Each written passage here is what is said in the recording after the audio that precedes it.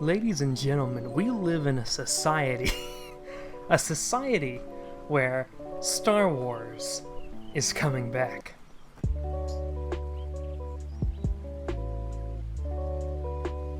Star Wars has been through a lot in its several-decade history. After fighting against all odds, A New Hope became a very popular movie, and was succeeded by 2 more sequels that wrapped up the saga, even with controversial plot reveals and strange Endor creatures. But it was the prequel trilogy that was its real first, shot through the heart.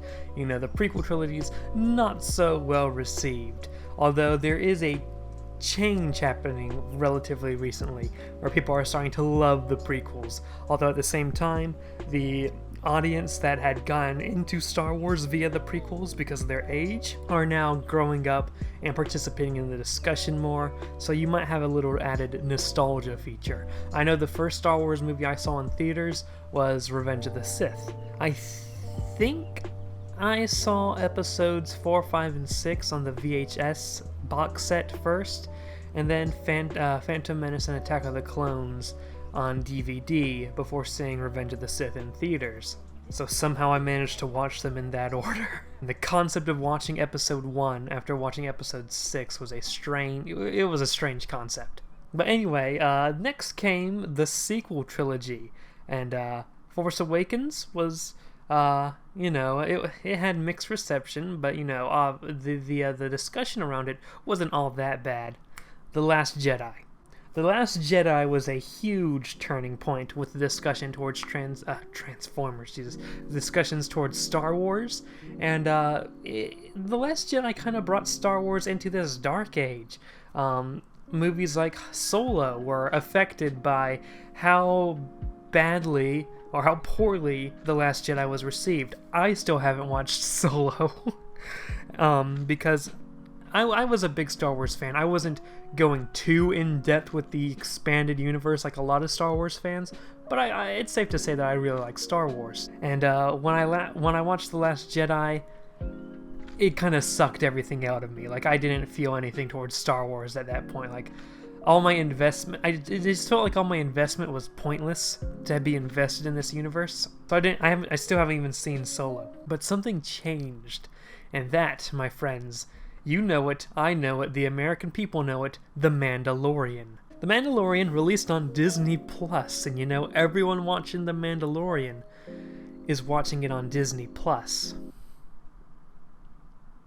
The Mandalorian is one of the best Star Wars media coming out right now, and I think it's the best live-action show, not movie but TV show, for Star Wars. Was the Ewoks thing like straight to DVD movies, or was that an actual show? Regardless, Mandalorian good. So I just wanted to give a little bit of my thoughts about how The Mandalorian is shining over a lot of the more modern day Star Wars stuff, specifically with The Last Jedi in mind. The Mandalorian allows itself to have a quiet atmosphere. It allows silence, and that's something I think is overlooked a lot of the times nowadays, the value of silence and quiet in visual media. The protagonist of The Mandalorian is a very quiet dude, and the other main character can't talk, at least not that we've seen so far.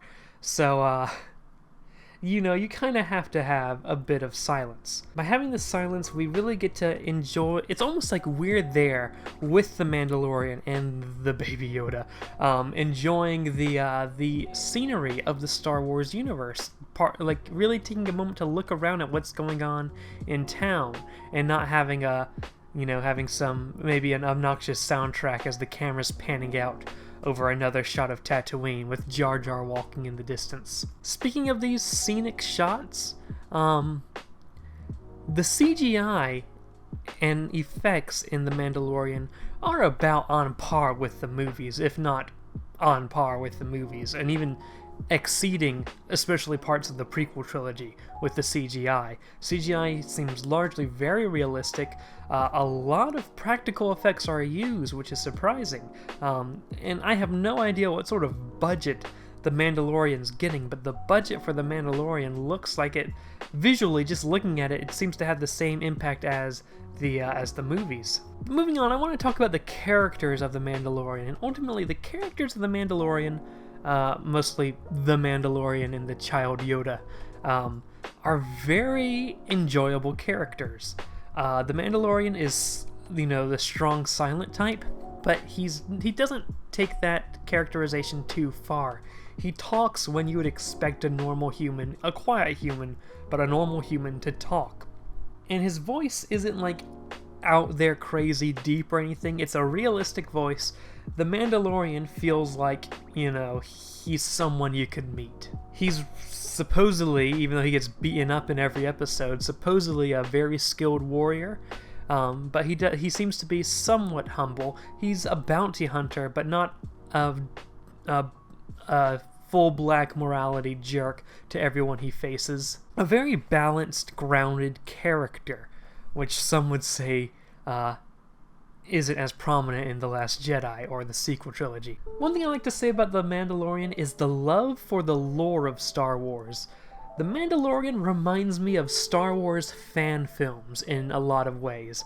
If you don't know, Star Wars has a large community of fan filmmakers, people who make films set in the Star Wars universe that's pretty much their own fan fiction in film form. Two communities do fan films more than I've noticed other communities.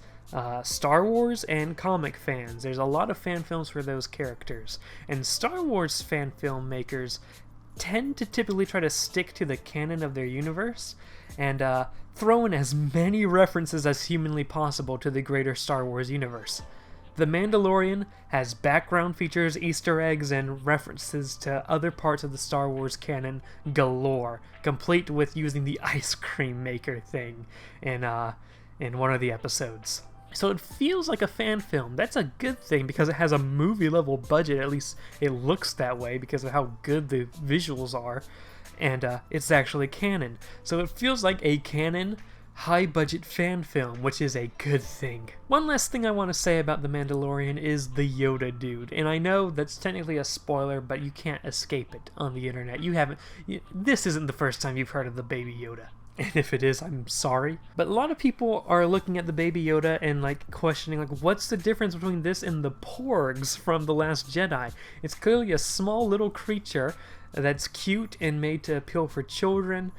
So why is everyone gushing over Baby Yoda while the Porgs had some backlash? Here's why. The Porgs were shoved in your face with the marketing. Baby Yoda was meant to be a surprise for those watching it, and the creators went as far as to avoid creating merchandise of the Baby Yoda to prevent any leakages of that plot point, really, of that character. And that has kind of resulted in a much more successful marketing technique, because now people are trying to buy Baby Yoda merch in spades, and you cannot escape Baby Yoda on the internet, on Twitter especially.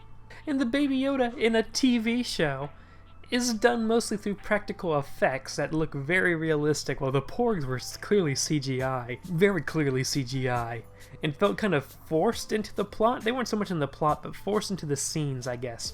While Yoda, the Baby Yoda, because it's not like Yoda as a baby, or at least we don't know that yet. He is I believe he's associated with that dude who has the patch from the clone stuff on it.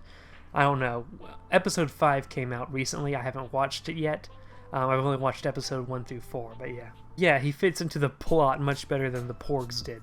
In short, The Mandalorian has taken over the internet. It's taken the internet by storm. It's changed the dialogue on Star Wars, the conversation around Star Wars as a whole, and flipped it on its head. The Last Jedi, you couldn't escape looking at YouTube without seeing a video titled The Last Jedi Sucked. It was everywhere. But now, Baby Yoda's everywhere, The Mandalorian's everywhere, and everyone's loving it. And I think that's a real good sign for the Star Wars franchise. And I believe there's a new Clone Wars season coming out sometime relatively soon. And Clone Wars has some very similar vibes to The Mandalorian in how much they care about the lore and storytelling. The Clone Wars is another great piece of Star Wars media. Let's just hope The Mandalorian keeps everyone up and hyped for Star Wars before the rise of Skywalker. might end up just turning things on its head. Because even though I'm loving The Mandalorian and I'm starting to get back into Star Wars again for the first time since The Last Jedi, I'm still hesitant to be hyped for The Rise of Skywalker. That's what I have to. That's my observations I have to say about The Mandalorian. Let me know if you have any questions, if you want me to talk about any different subject regarding Star Wars.